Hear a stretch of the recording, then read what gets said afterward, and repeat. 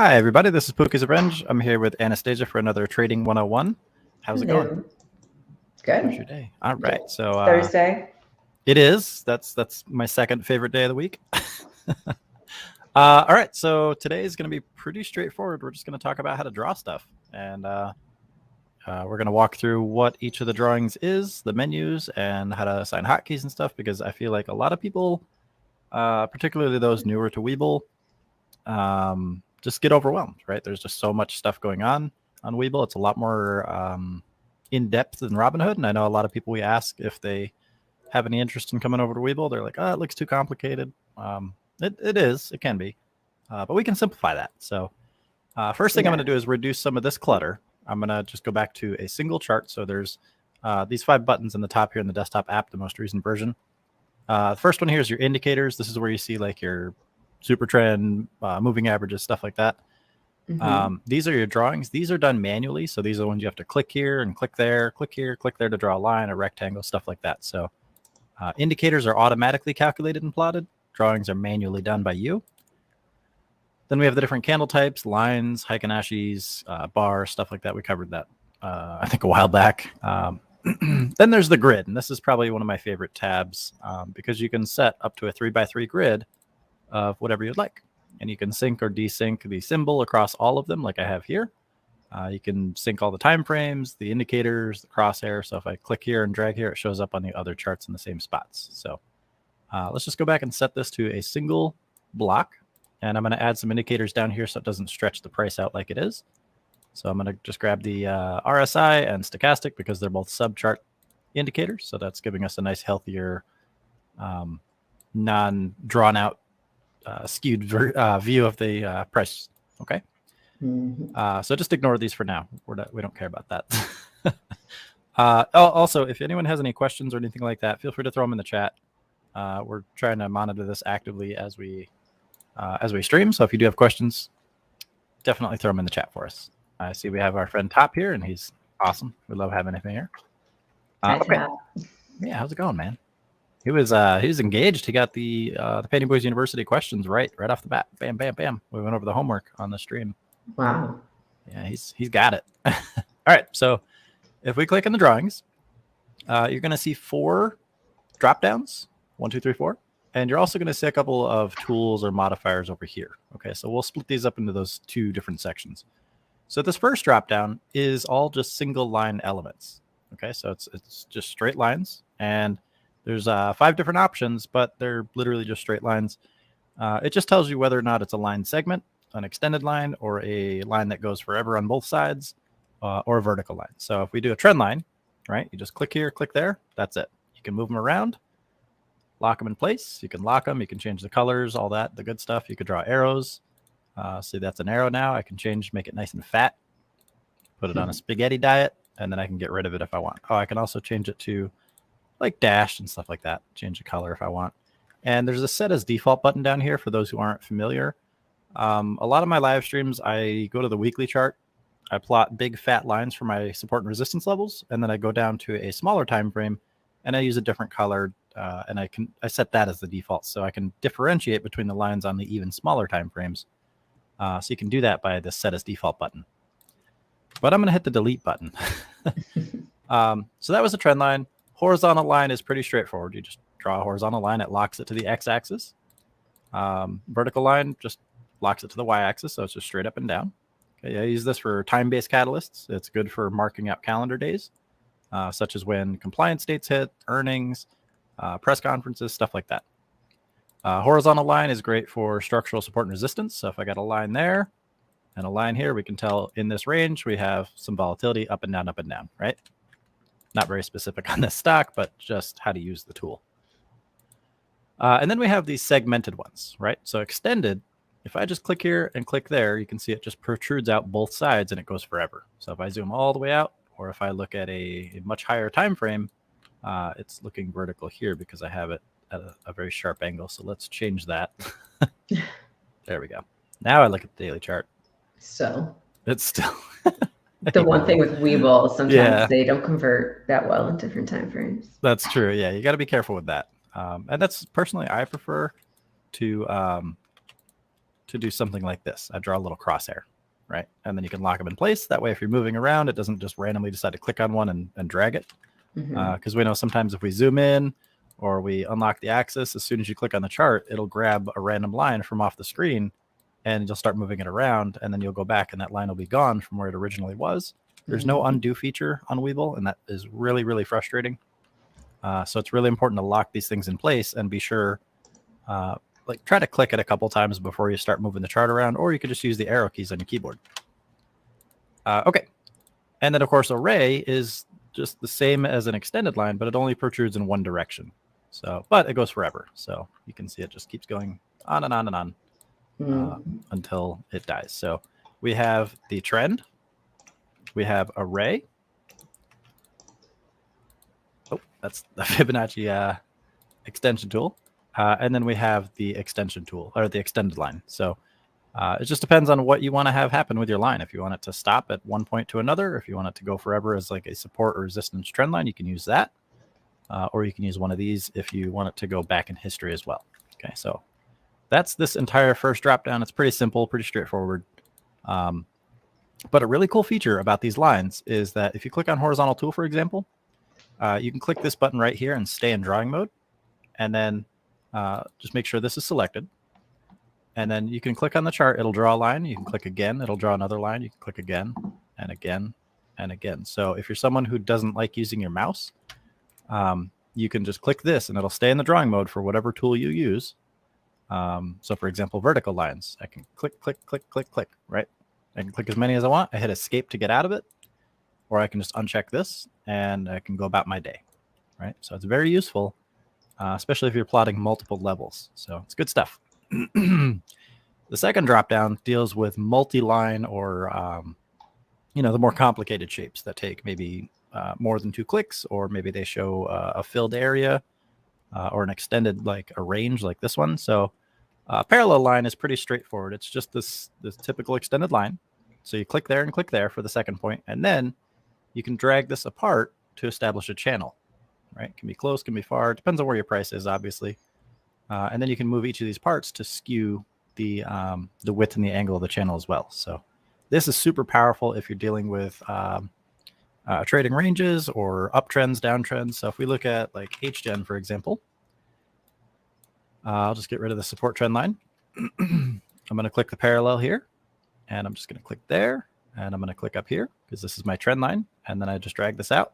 You could say I got a nice solid channel here, right? So easy peasy. I can get rid of that now. I don't need it. I don't remember what stock I was looking at, so let's just grab a random one. INDO. All right, perfect. Okay. So we covered the parallel. Now we get into the polyline, and this is my favorite because I can draw shapes. I can draw rockets. I can draw the moon. I can draw myself drawing something if I wanted. And basically, this is just it's exactly what it says. It's a polyline. So you can just click and drag as many times as you want. And to close the shape, you just click back on that first dot, or you don't have to. You just hit enter when you're done. Okay, no matter where it is. Like I can drag this off to the side, and it's no longer a closed shape. As soon as you hit enter, it's done. Thank you. And this, you really want to lock these in place so that your art is immortalized forever. So make sure you do that as well. So you can actually, you can add textures and you can do some shading if you want. I'm sorry, I'm trying to take this seriously. But this is also something dangerous because if you click on any of these lines, you can move the whole thing, and that kind of ruins it. So be careful with that as well. So any drawing, if you need to delete it, you click on it until you see these blue dots, and then you press delete, or you can click on this delete key up here. If I have a bunch of lines drawn and I don't have anything selected and I hit delete up here, it's going to delete everything. It doesn't matter if you have these selected. I guess I should have clarified that. So if you select one of these and hit this, it still deletes everything. If you don't have anything selected and you hit delete on your keyboard, nothing happens. Okay, but if you click on one, then hit delete, it goes away. So I guess that was probably a little confusing the way I worded that. Okay. Then we have the rectangle, which is awesome, right? This is really good because the line by default is very thin. Even if you make it its thickest width, it's very thin. And we know that support and resistance levels are their ranges, their areas, okay? So rectangle is a nice compromise because you can draw these and drag them out. The only downside is they can't extend forever. But what you can do is go to a higher time frame, draw them, and then zoom back in on the lower time frame and adjust them. But these are really cool because if you want to identify where a momentum breakout might be, right? So if we're watching above this level here for momentum break, maybe I want to put my buy order up here, right? So you can identify that area. I use this often when I'm explaining supply and demand or wedges or anything like that, because it's very easy to visualize where the supply and demand zones are as they grow closer together, closer, closer, closer, and then they overlap. Oops. And then bam, this one loses, this one chases it, right? That's the overall concept of a wedge. And they're really good for telling you how much something went up. Yes. You don't have to do the math for it.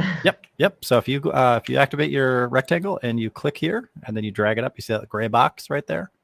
It tells you the number of days, so the number of periods. The bars are the number of periods. It covers the entire range of days as well, and the absolute dollar change. So in this case, it's plus $21.52, as well as a percentage. In this case, it's 76.88% up from my bottom of the box to the top of the box, and it's a 21-degree angle. So if you're someone who uses like Elliott wave, or if you're measuring specifics for like retracements and things like that, you can have all that built in. I know TradingView, I believe, you can just hold the shift and click, but this kind of works with all these, right? See, this is a trend line and the box still appears, so you can still see all those measurements. So it's good stuff.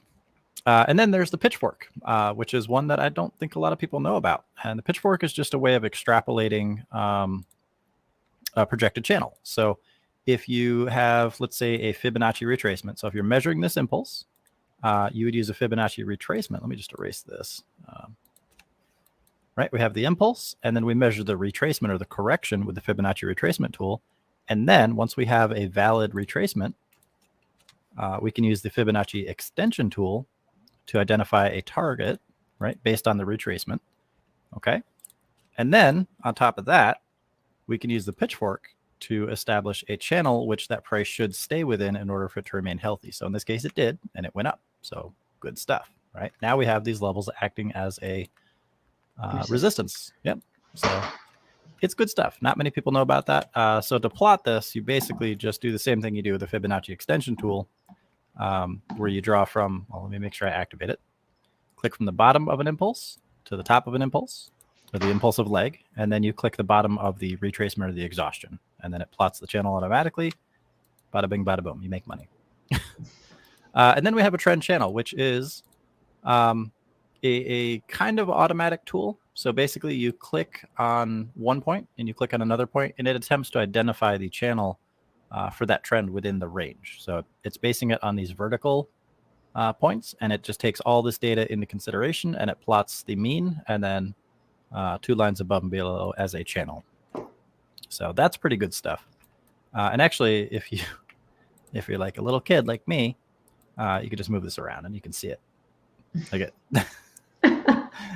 Right? So if you're kind of new to trading and you want to understand what volatility is, this is what it is, right? As the price starts moving violently, the channel widens, and then as it's moving less violently, the channel gets tighter together. So, but it's fun. It's like a little school bus just going over a hill. So that takes care of the second menu, right? And then the third one is super, super simple. It's just these 3 Fibonacci tools.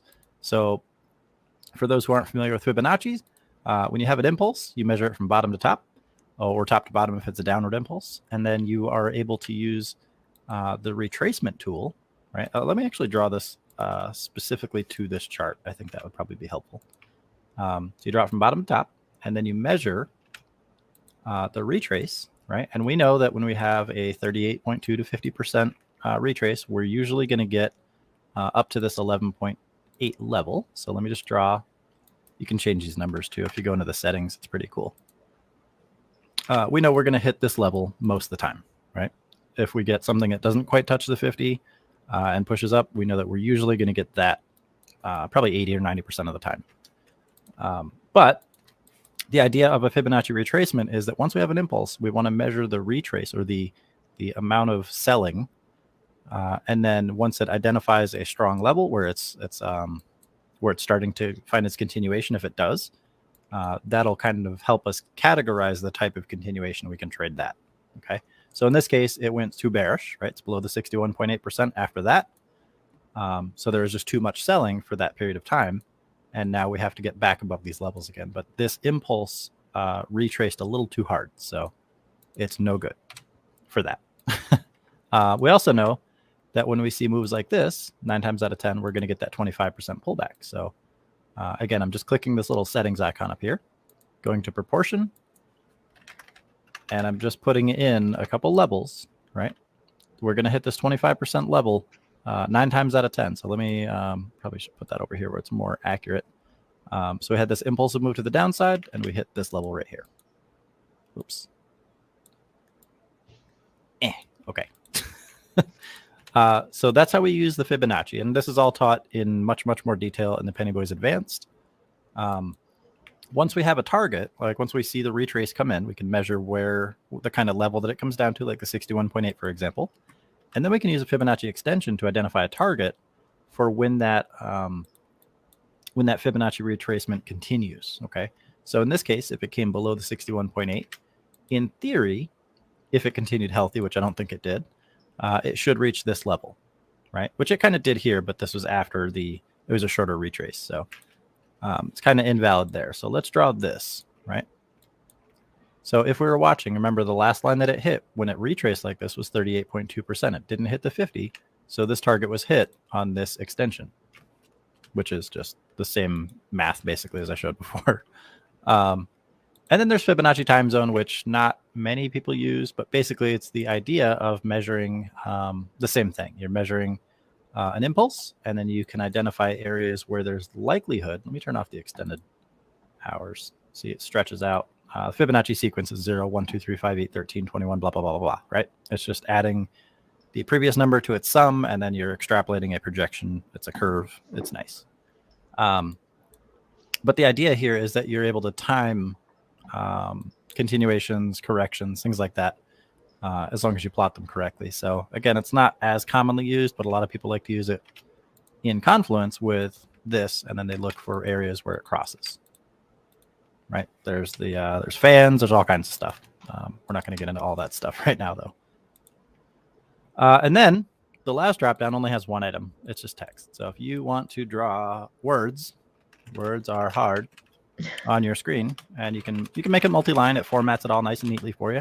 Unfortunately, there's no markup, so you can't have like bold and underline, anything like that. You can hold the Alt key and do like ASCII symbols and stuff, but you can't modify the text. Don't ask me how I know all this.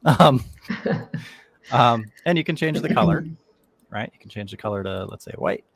And if you need to edit the text, you just click here, and then you click this T button, and it'll allow you to edit the text. Okay. And then you hit save or cancel. And I like to lock these in place. And if you don't have a keyboard for whatever reason, or you only have one arm and it's glued to your mouse, you can click on this on any drawing, and then you can find the trash can for the individual item up here where it says delete. Just make sure you don't hit this one, or it'll erase everything, unless that's what you want to do. Some people just want to watch the world burn. Do that. He's good. As far as everything else goes, that's it. Oh, let's talk about hotkeys really quick. Yes, hotkeys, these are a lifesaver. Yes, they are. So if you want to automate the drawing and make your life a little bit easier, I personally like to keep one hand on a keyboard and one hand on a mouse at all times, and I have 2 computers set up, so I have 2 of each. I love hotkeys. So to use hotkeys, you have to click the settings icon and then go to hotkeys where it says hotkeys. This is broken up into 4 sections, but we're going to focus on chart right now. Okay, so to set a hotkey, it pretty much goes in the same grouping as the other one, right? You've got your single line elements right here, these first 5, and then you've got your multi-line, so your like parallel line, polyline, rectangle. Those drawings are next, and then you got your 3 Fibonacci's and then texts. Okay, so if I want to set horizontal lines, I click here and I press Shift H to assign it. I don't have to hit save or anything; it's automatic. And then when I go back to my chart, I can hit Shift H and it activates it. See, it turned to a pencil, and I click where I want that line. And then I hit Shift H again, and I draw a line. And I hit Shift H again, and I draw a line. And then I hit Shift V, and I draw a vertical line. And then I hit Shift T, and there's a trend line. So, the goal is to not clutter up your chart, but to make efficient use of the tools at your disposal. So if you're new to Webull, or if you've been using Webull for a long time and just didn't know any of that stuff, like the Pitchfork specifically. I don't think anyone really knows about that. You have to get familiar with your interface. You have to understand the tools that you have, and you have to become familiar with them. And part of that is just playing around with the interface. So click on settings, click on hotkeys, set a layout if you want, right? What's the worst that can happen? And then try to change to it, see what it does. If you don't know what these tools are, we can teach you. You can also change the time intervals, and you can use the arrow keys on the watch list and the chart. So that's cool too. So if I want to change intervals, it's going to iterate through these one at a time. But if I hit Control T, you can see it goes to daily, then it goes to weekly, then monthly, then back to 1 minute, 3 minute, 5 minute, 15 minute, 30 minute, just based on what I have enabled. And to enable or disable these from this list, you just click here and you check or uncheck these stars, basically. So if I want 3 minutes, I think that's down here. Just hit 3 minutes. What's a 2 minute? There we go. 2 minutes on. That's weird. It didn't sync. That's strange. Unfortunately, I can't hit Control Shift T and go back. So I have to go through the whole list to get back one, which is kind of annoying, but it's Webull. We'll take what we can get. And if you hold Control, and if you have active trade settings involved, if you hold it, it'll show this box so you can see all of your active order templates. So I prefer to use Shift for my drawings, Control for my buying and selling, and then Alt for my layouts. So if I want to do like Alt 1, that's this watch list. Alt 2 is my stocks. Alt 3 is the markets tab. That's just a convenient way to get around between them. So 1, 2, 3, 4, 5, for example, I don't have assigned, but that would bring me to this customized layout. All right. Does anyone have any questions? I just ran through 6 million things. A hotkey for a bracket order. Bracket order. All right. So you want to get into the active trade stuff. So yeah. You can go to hotkeys and you can click this active trade settings button, or you can hit trade and scroll down and go to active trade settings. It's the same exact dialog box. So don't worry about which button you hit. If you want to have brackets, you can do one of these bad boys. So brackets, of course, only work during market hours. So you don't need to worry about enabling extended hours or anything like that. So it's good to have two different sets, one for extended hours with limit orders, and then one for during market hours with maybe market orders or limits with an offset. Okay. So in this case, my Control 7, Control 8, and Control 9 are market buy orders. Well, they're set as limit. They're labeled market, but they're limit orders. I just have random numbers in here that are defined elsewhere. You can say like where you want to buy at, all this stuff that you can put in when you actively enter an order. You can set in these templates ahead of time, and then when you hit the hotkey, bam, it executes. Or I should say it fills. It doesn't execute. Time enforced for the day, extended hours, again, doesn't matter, because if we want brackets, we're not going to want something that isn't going to work. So we'll just use these 1, 2, and 3 for that, or 4, 5, 6, I believe. So basically, to enable a bracket, you just check these two boxes, and then that allows secondary orders to be placed once your primary order, which is the buying, once that executes, these secondary orders become active. And that allows you to set, for example, I just have a 10% below stop order and a 10% above take profit. So when I hit Control 7, it's going to take $75. It's going to place a limit order at the ask price. It's going to be good for today and only during market hours. As soon as that limit order is filled, these two orders will pop up above and below my price, where my last buy was. 10% below, 10% above. And then the price will go up or down, hit one of them, and it'll execute, or it'll stay between them, and the market will close, and then I'll have to maybe cancel them, convert them to limit orders, whatever I want to do. Whew, that's good stuff. I don't think you took a breath. I drank a monster. And then right here, you can see, so Control 4, Control 5, and Control 6, so my middle row on my number pad, they're all set to extended hours, and they don't have these brackets enabled. My 7, 8, and 9 are not set to extended hours, and they do have the brackets enabled. So it just depends on what you're trying to do. And then, of course, I have my cells set up as well. So Control 1, 2, and 3 sell off regardless, because you're not going to be setting a bracket on a sell order unless you're a short seller. So you don't have to worry about that. Exactly. Yeah, and then here is just the, you can set your default units here. So if you just want to go to like to place an order, you can set all this stuff ahead of time, which is pretty cool. And then when you go there to hit it, you just got to confirm whether or not it's legit and then hit the button to buy or sell whatever's already set.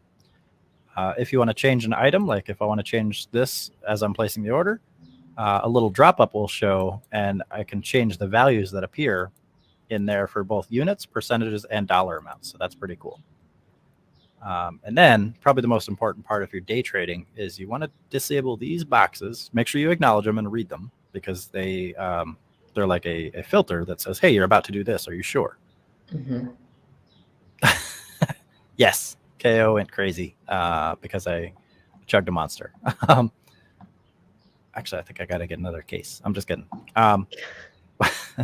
So you can see here, I leave mine on for options because it's higher risk on this account. I don't really want to mess up. So I just make sure I do it the right way when I'm dealing with options. And then for stocks, since I'm scalping, I'm getting in and out really quickly. I don't want that dialog box to get in the way. So I just disabled that one. Yeah, that's it. I mean, those are a complete lifesaver, though, especially if you're doing Momo trades. Oh, yeah, absolutely.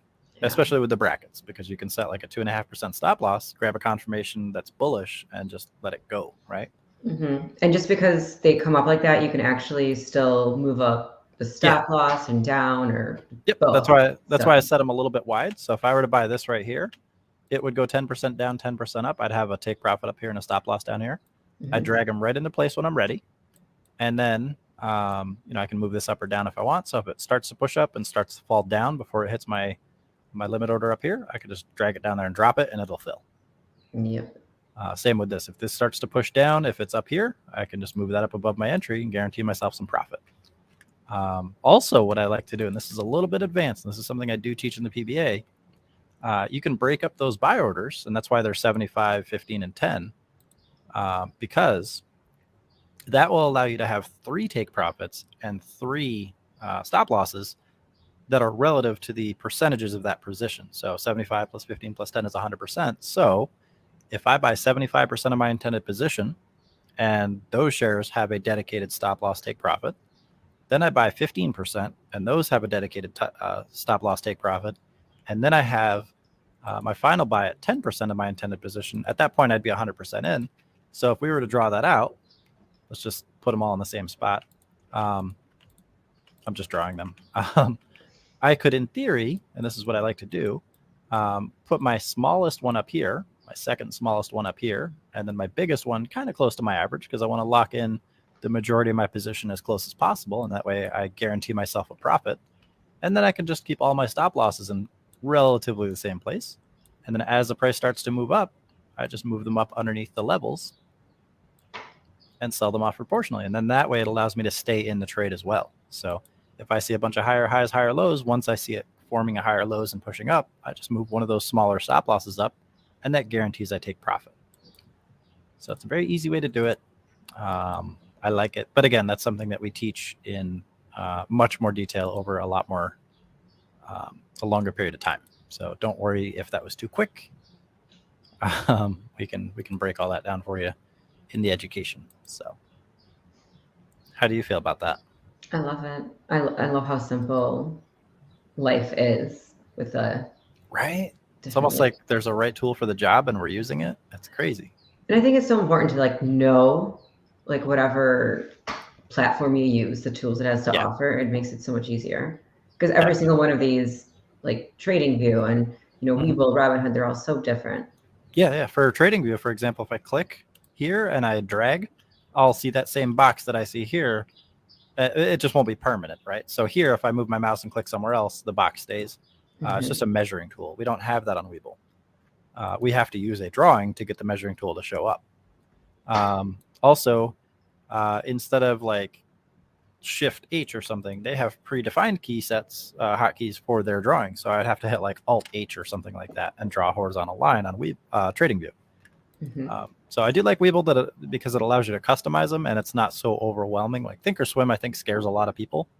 It's a very powerful platform, but it's just so much to learn, and the documentation is not easy to churn through. So if you're a new trader, you're doing this casually, you're not going to want to sit through all that. You don't feel like you shouldn't feel like you need a master's degree to learn how to trade.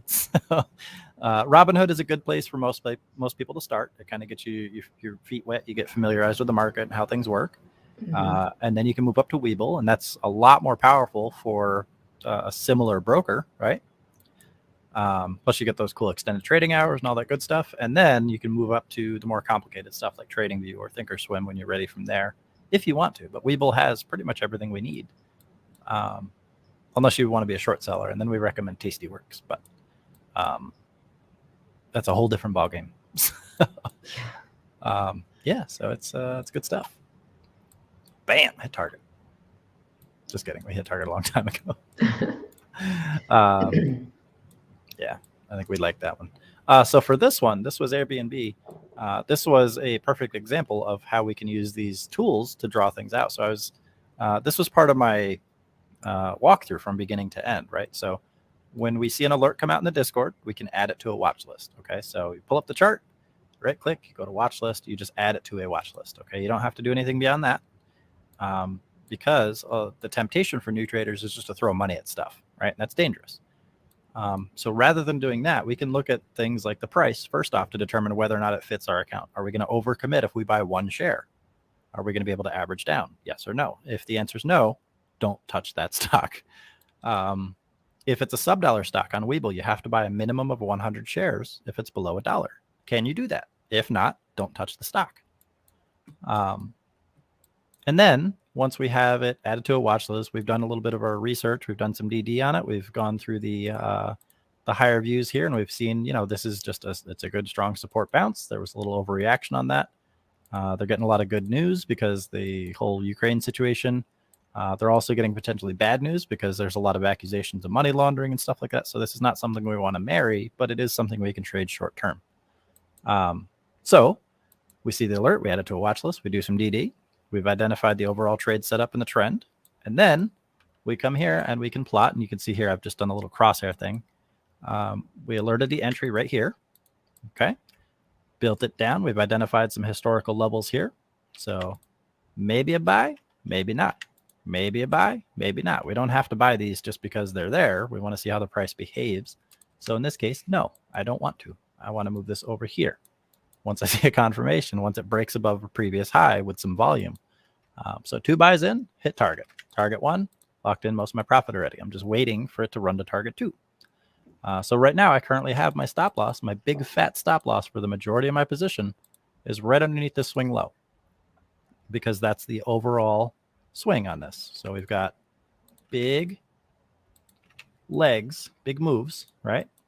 And then in between there, we have smaller moves. So this right here, this leg is, it's what I call an impulse. It's got a decided direction. It's just a single leg of a trend. And then if I zoom out, I can see that I have a up, down, up. This is an uptrend. It's higher highs and higher lows. So this is the actual swing. So we have legs, impulses and corrections, and we have the overall trend, the channel, that we can trade with the bulk of our position and make a ton of money. That's step 3, right? It's profit. Yeah. Oh yeah, I thought that was step 1. Step 1. So yeah, I mean, if you're interested in that, I did pin that walkthrough in, I think, a couple of the channels so that members could watch it. Just the overall process that I like to use. And that helps filter out a lot of the stuff. Like if you're not good at handling risk, if you don't have a very high risk tolerance threshold, maybe don't buy anything that's in a downtrend. Wait for it to pull back up. And maybe this is your first buy down here. You get a way better average than the shot caller most of the time when you do that.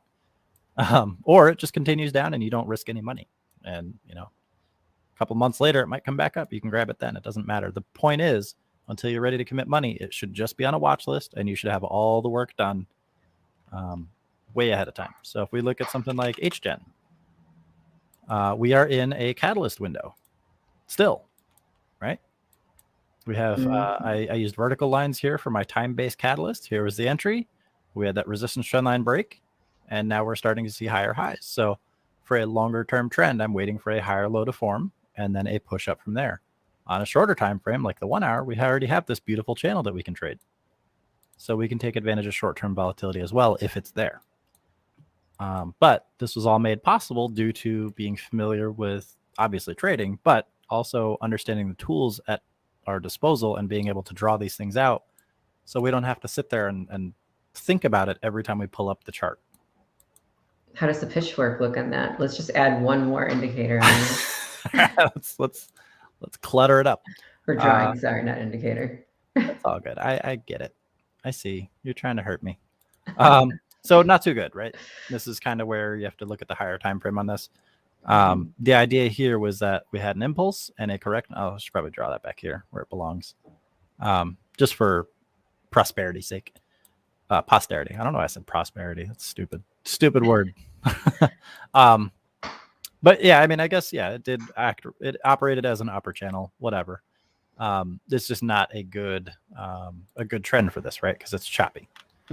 We shouldn't be seeing little dashes and dots if we're going to be using the pitchfork, because it is intended to measure a continuation of a trend. So, sorry, I'm coughing on my own spit. Oh, that's never fun. I just wanted to share that with everyone. I gotta slow down. But yeah, I mean, it's using, even if it's just the vertical and horizontal lines, I mean, that's more than enough to get your levels plotted out, to get your time-based catalyst plotted out. You can see here we can use arrows and stuff like that. There's plenty of opportunity to use these. We just need to understand them, right? So in order to understand them, you have to use them. So you can see here on AMC, we had 2 wedges, right? This was a pretty easy wedge to draw. I think I'm just on the daily chart. Just draw it across the tops, across the bottoms. We knew we had bearish bias right here. Actually, let me draw. Oh, wrong one. Parallel. There we go. So you can see this is how we establish bias, right? If we took this wedge and chopped it in half, we could tell that the majority of the participation here is in the bottom half of that wedge. Okay. Volume is dying off. There's no reason for this to break to the upside. A lot of people chased into this. A lot of people are still holding, and it breaks our hearts every day. We saw this coming days and days in advance, and it just never even got back up to test this level. So very dangerous stuff, and a lot of people lost a lot of money on it. Hopefully they were able to lock some in. We traded the heck out of it and made a killing, but we also called out that it was very dangerous in the front half of this wedge. So if you could identify this wedge and you maybe didn't know how to draw it, there's 4 quadrants of a wedge, and the only really good entries are here and here and in the beginning before it's a wedge, right? Yeah. You don't want to take anything in the front half of a wedge, because that's where all the compression is. So it's scary. And this one didn't hit this, so there's no entry there. But again, that's just another example. Do people still even talk about AMC at all? Yeah. Yeah. There are still people that believe it's going to come back and run. They still call it a gamma squeeze, and it's just terrible. It's bad. But it's holding this level, so we might get another little pop out of it. But you can see right now it's in a channel, and we kind of established that channel already. So we're just watching this trend line, and you can, again, don't waste your money on a downtrend. You can wait till it pulls away from an area of support, see how it behaves, and buy the confirmation rather than buying the dip, if that's who you are. If that's how you prefer to trade, don't add to active downtrends, because you're just going to stress yourself out. So there's absolutely nothing wrong at all with waiting for a trend line to break. And then, like in this case here, we had a nice little solid trend line. After a gap down, it broke. We're consolidating. We had a nice little run up to 74 cents, and then it pulled back, and we're just waiting to see where it goes. So how's PTPI? How is PTPI? I think that was doing all right. We're still in a catalyst window on this one as well. So for this one, it's got a lot of volatility, a lot of opportunity, right? I just kind of plotted out some basic levels. Let's look at the smaller time frames here. Yeah, it's not really doing so hot, right? We had another little wedge there, and it broke to the downside. So this is the period in which we wait for confirmation. So if you're building these positions out, it should just be small buys, right? There's nothing about this chart that indicates that it's gone up yet, right? We had that huge move to the downside, choppiness. We had a little wedge. It broke to the downside, hasn't come back up yet. So there's no reason anyone should be fully committed to this trade if you are trading it. But once you see that confirmation of that move up, it's probably still going to be below entry, and you could just trade that and ride it up to the targets. because you want to make sure that the trend is going in your direction when you add those bigger buys. That's when you commit. That's when you set your stop losses just in case you're wrong. And that's how we manage our risk and make money. In the meantime, we chart and we draw. We'd make drawings. So if I wanted to draw a rocket, just going to draw more rockets. Hey, at least you've gotten really good at this. I got a lot of practice. Thank you to, I can't remember what stock it was that I did that on. That one drawing was really in depth. It was pretty cool. I don't know if I saw that one. To the moon. To the moon. That's right. So there's that. We got to have some little fins on it. I don't want to waste anyone's time. I'm just drawing. But this is it's a good skill to have. So if you can't draw rockets, hit me up. I'll have a workshop every Thursday at 2:00. Oh, we need flames. Dave, what's your favorite indicator for a swing trade? That depends. I don't really have a favorite indicator because I personally view indicators as training wheels. There we go. Wow, that's actually really impressive. Right? I've had a lot of time to myself. Yeah. What a Red Bull or yeah, Monster. That's right. Monster. So, to get back to the real question and actually start taking it seriously, I got fat. There we go. Rocket. SpaceX. Indicators all tell you the same thing. They just summarize data which has already happened, right? So if you are looking for a shift in momentum, for example, a change in trend strength or a change in acceleration, you can use the different indicators to determine, to identify those. But otherwise, you just kind of have to get what the chart gives you, right? I mean, it's going to happen anyway. It's going to behave the way it's going to behave either way. The indicators just tell you certain things. They kind of help you classify what you're already seeing in the chart. And that's why they should be looked at last, not first. And that's kind of something that I think a lot of people do backwards. So, like the RSI, for example, it tells you, it adds up the last 14 candles. In this case, the default is 14. It takes the last 14 candles. It looks at the green candles and it adds those up. It looks at the red candles and it adds those up. And then it divides the two and turns them into a ratio. And it plots that number from 0 to 100. So if we think about that, what that's telling us is the average gains compared to the average losses over a given look back period, which tell us which candles are stronger. Are the green candles stronger or are the red candles stronger? If it's above 50, it's more positive. If it's below 50, it's more bearish. So a lot of people just completely ignore the 50 line on an RSI, and that's where they go horribly, horribly wrong because they're only looking at the 30 line, the 70 or the 20 and the 80 to identify overextension, which is another aspect of the RSI. But in reality, we should be paying attention to the 50 line as well, because that tells us that on average, we're starting to look at a healthier trend, not just something that's overextended and potentially snapping back, right? There's always going to be mean reversion. There's always going to be momentum and distribution gaps. But ultimately, it's the quality of a trend is going to determine whether or not you should be staying in it. And if you can't use the indicator properly, you're not going to know that, right? So that's why we teach you all the indicators one at a time in detail. We explain how they work, where you can use them, where you can't use them. And then you pick the ones that you're the most competent and comfortable with and can understand the best, and then apply those to stocks where they work, right? If you're using something like the parabolic SAR, for example, it is a trend following indicator. You need to use that on strong trends. You can't use that on something that's heavily consolidated and trading sideways. You're going to get false signals and lose a bunch of money. So understanding that kind of helps you understand that there is no best indicator and there's no favorite indicator. Hopefully that makes sense.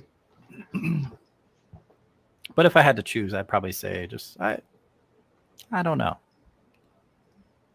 I don't know. I do like the SAR and I like the super trend only because they're actually very powerful. People crap on the super trend indicator all the time because it's viewed as childish and blah, blah, blah. But that's because those people don't actually understand it.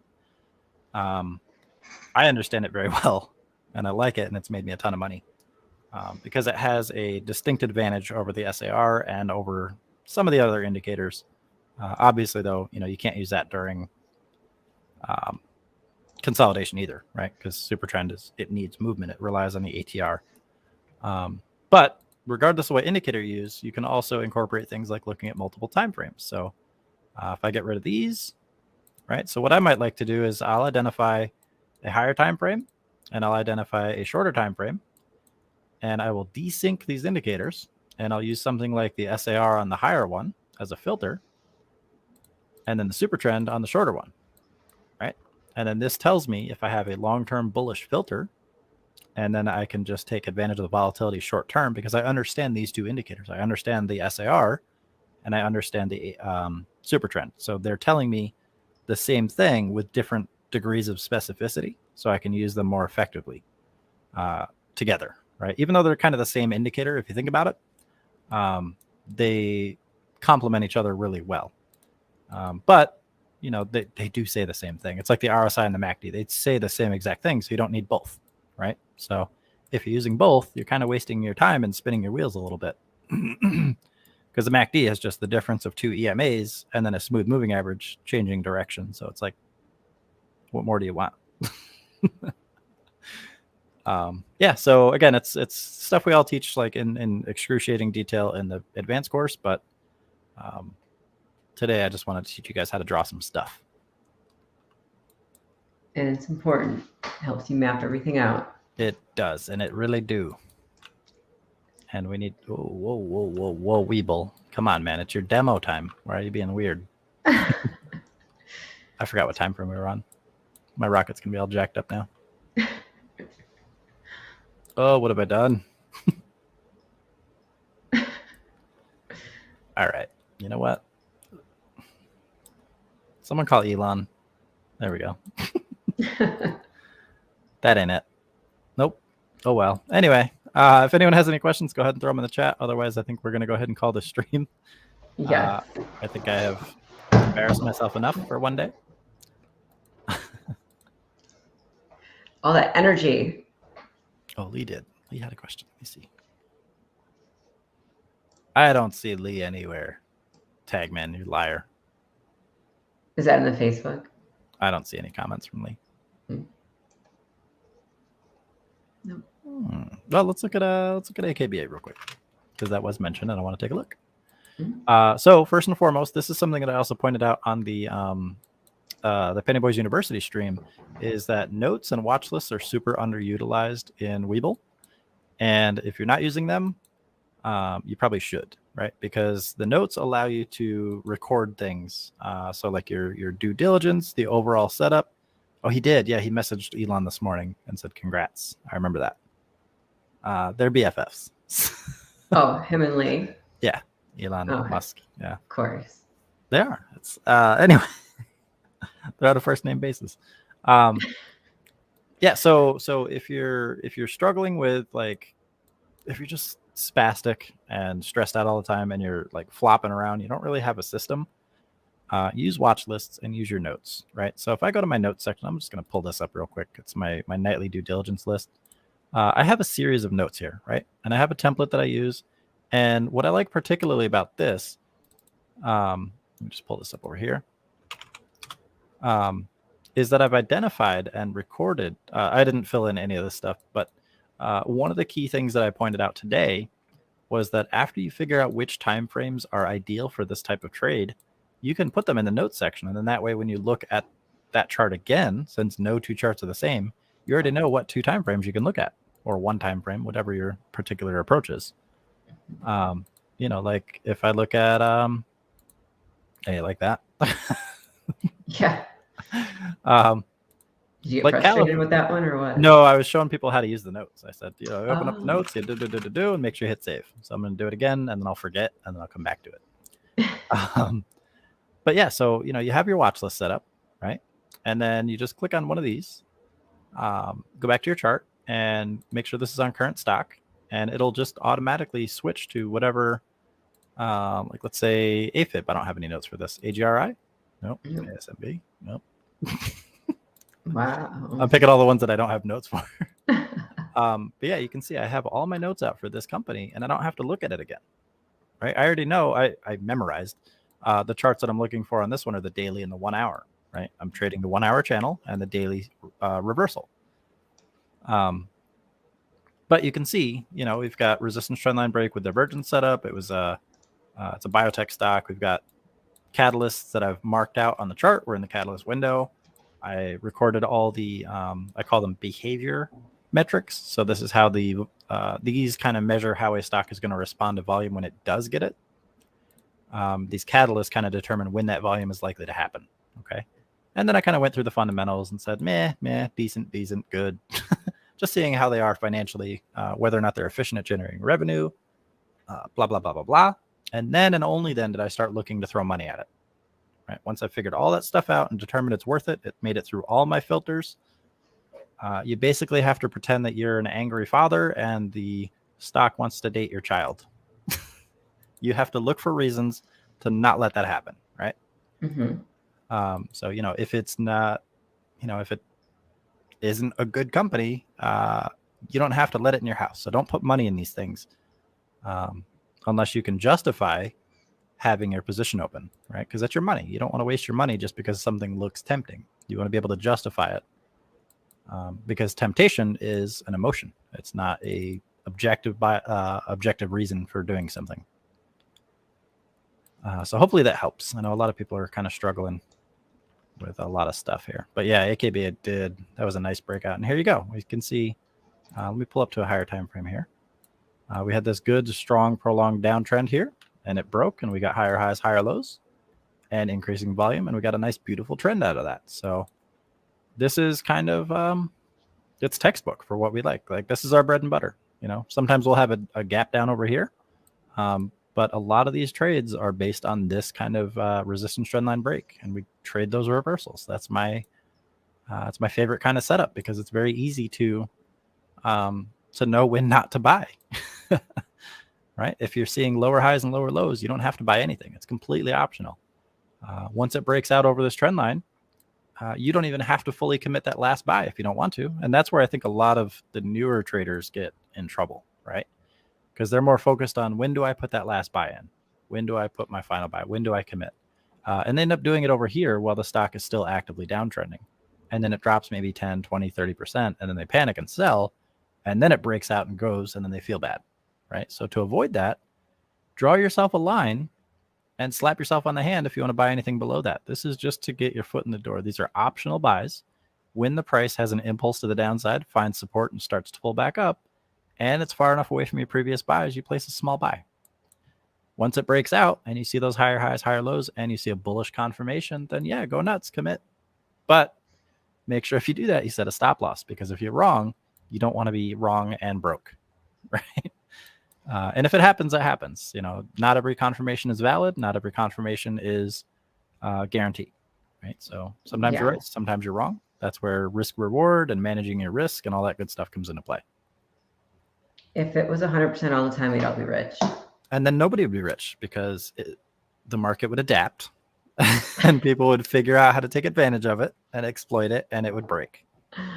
True. So that's the reason we don't have a perfect system, unfortunately. Yeah. One day. One day we'll figure it out. We'll give it to you guys. I'll sell it for $5. Mm-hmm. We have a time machine. We can watch the trade of the day and be like, okay, go back. Let's go back. I'll buy some Bitcoin. We good. Right. So again, it's pretty simple, right? If something's in a downtrend, draw a resistance trend line across the tops. If something's in an uptrend, draw a support trend line across the bottoms. That's really all you need. Or if you're a structure-based trader, wait till you look at these higher time frames, see where the price turns around on these higher time frames. Draw a level, draw a level, draw a level, draw a level, draw a level, draw a level, and then just trade the gaps between them, right?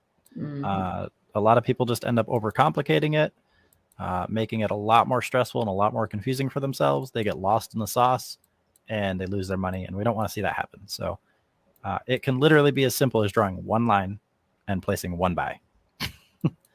Anything beyond that is completely optional. Okay. So if you're struggling and this video hasn't helped, reach out to me. We're here for all you guys every day.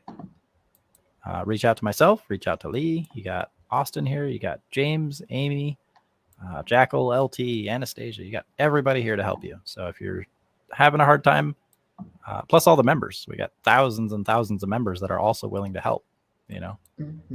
Absolutely. There's no reason for anybody to have a hard time in the market. We understand the conditions are rough, but we can help you. So we're not going to trade for you, but we'll give you the education that'll help you learn how to trade better for yourself, because we're going to focus on how to not lose your money. While everyone else is focusing on trying to throw money at stuff, we're going to tell you to not do that. So it's good times. That's how you stay in the market long enough to learn, and you don't wash out like 80% of everyone else. So we want you guys to be here next year.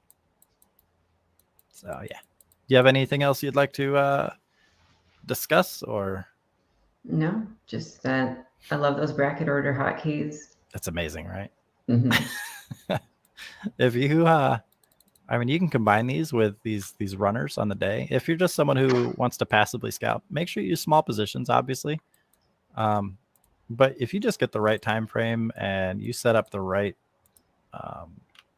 chart, and you can identify the volume accurately, you can make a ton of money just by using these brackets, because it automatically establishes a healthy risk reward, and then you can optimize that, fine tune it to make sure that you get more out of it.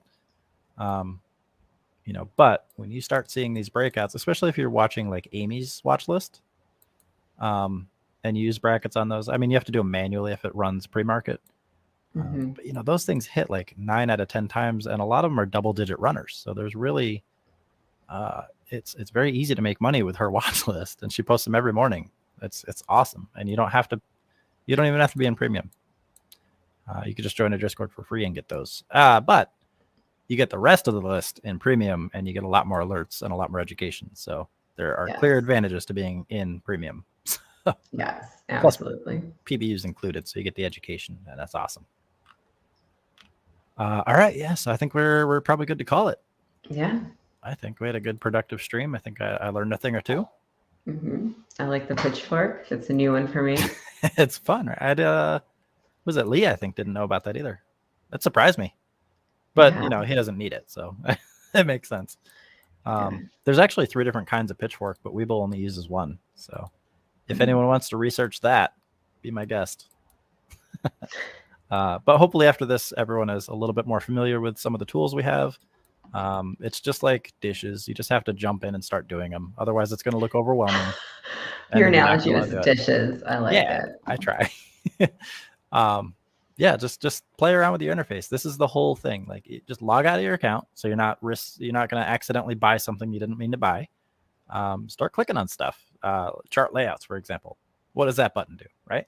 It allows you to create, assign, and save and delete layouts for all your charts. So if I wanted to do that, I hit yeah, and it's going to bring me to my Fort chart setup that I have certain things synced with and certain indicators already on the charts, because it's stuff I set up ahead of time, and I hit the save button. I was able to do that because I know what this button does. Right? So practice. Just play around with stuff, break it, fix it, whatever. You can always uninstall, reinstall. I'm just kidding. Don't do that.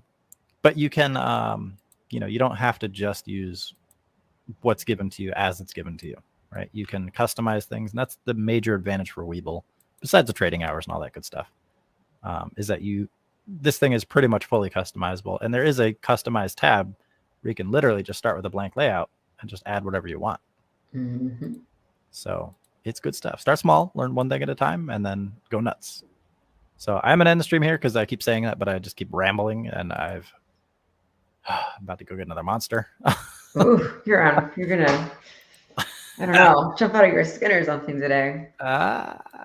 It's cold. I might not. But yeah, with that said, so we're going to jump over here. I appreciate everyone hanging out. I know it was kind of a long one today. It was right on the hour. Tomorrow is Friday. So we have a new member orientation tonight with Tagman. If anyone wants to join or has recently joined our Discord as a premium member, we have a new member orientation tonight. Make sure you take notes. We have a 4:00 stream coming up right now on Facebook and YouTube. So if you're on here, just go back to the profile if you don't have the link from our Discord. And then you'll find the new stream that they're going to do at 4:00. And then, I'm sorry, it's another hour. I apologize.